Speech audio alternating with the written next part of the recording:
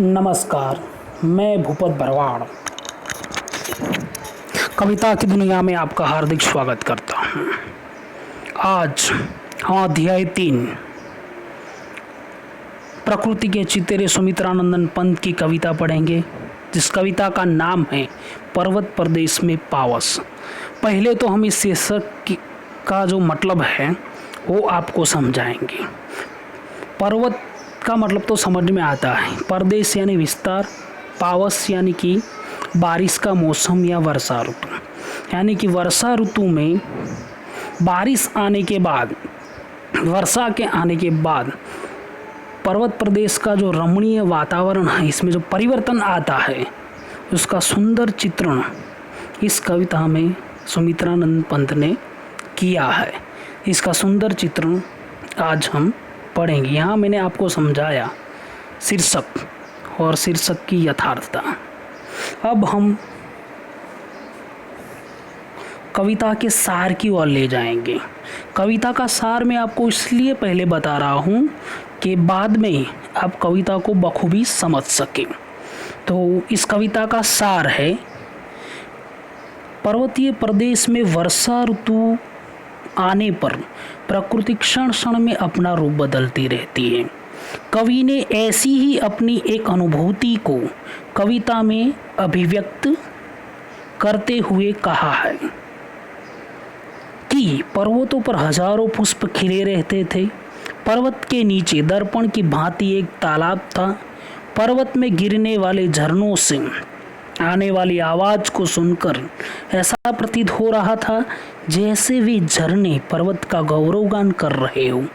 पर्वतों की चोटियों पर खड़े वृक्ष हमारी महत्वाकांक्षाओं की भांति ऊंचे थे। वे चुपचाप नीले आकाश को देख रहे थे। अचानक ही बादल में ऐसे ऊपर उठे जैसे महसूस हुआ कि पहाड़ अपने पंख फड़फड़ाकर उड़ने लगा हो। झरने दिखाई देने बंद हो गए और केवल उनका शोर ही शेष रह गया। बादलों के कारण साल के पेड़ ऐसे लग रहे थे जैसे वे भय के कारण धरती में दब गए हों। तालाब को ऊपर उठता हुआ धुआं ऐसा लग रहा था जैसे तालाब में आग लग गई हो। ऐसा आभास होता है मानो बादल रूपी वाहन में इंद्र देवता आकाश में चारों ओर घूम घूम कर अपना इंद्रजाल फैला रहे।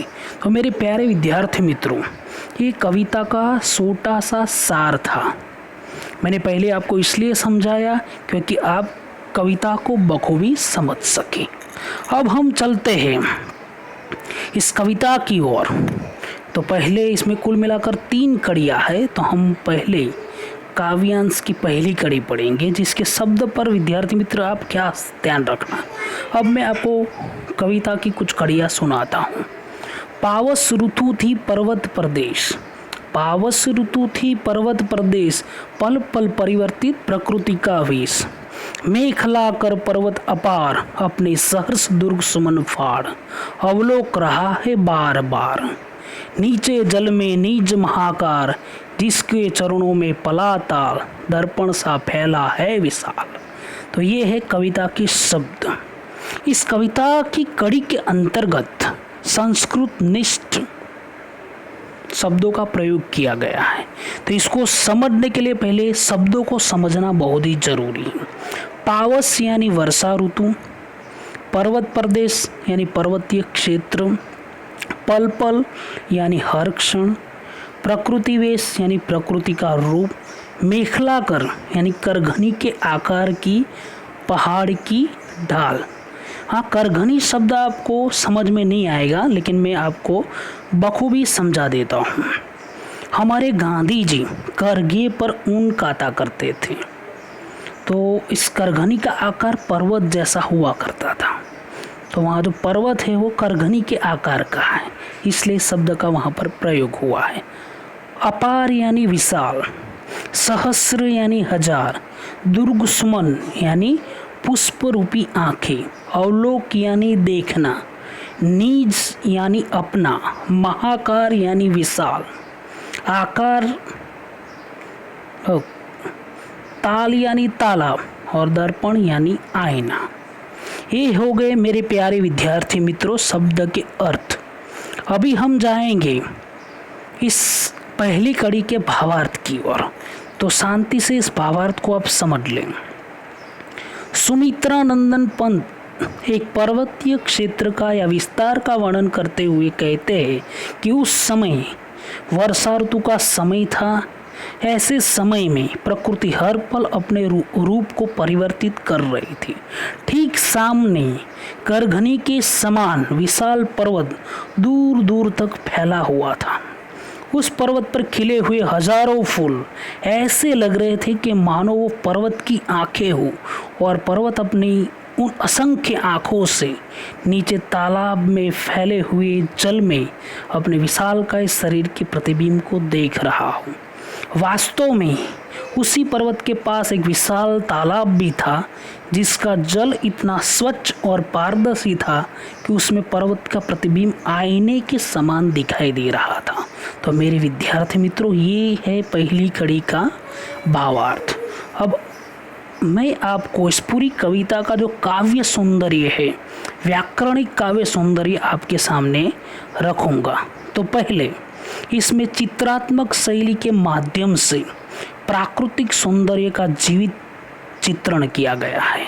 इसमें प्रकृति के हर एक चित्रों का वहाँ पर वर्णन है, इसलिए वो चित्रात्मक शैली। इनकी भाषा सहज लेकिन सामासिक है, जिसमें संस्कृत शब्दावली का प्रयोग किया गया है। पर्वत प्रदेश तथा पर्वत परिवर्तित प्रकृति में अनुप्रास अलंकार विद्यमान है। पल पल तथा बार बार में पुनरुक्ति प्रकाश अलंकार मौजूद है। और पांचवा दुर्ग सुमन में रूपक अलंकार तथा दर्पण सा फैला में उपमा अलंकार है। तो ये था इस कविता का काव्य सौंदर्य। तो मेरे प्यारे विद्यार्थी मित्रों, पहले मैंने आपको पर्वत प्रदेश में पावस ऋतु का जो शीर्षक है उनकी यथार्थता स्पष्ट की। दूसरे नंबर में मैंने आपको एकदम शॉर्टकट में कविता का सार समझाया। इसके बाद काव्यांश की पहली कड़ी के शब्द आपके सामने रखे और शब्द के अर्थ भी आपको समझाए। इसके बाद मैंने उनका भावार्थ समझाया। इसके बाद आपको व्याकरणिक सौंदर्य समझाए। ये थी पहली कड़ी। अभी अगले वीडियो में हम इस कविता की दूसरी कड़ी की ओर जाएंगे। आभार।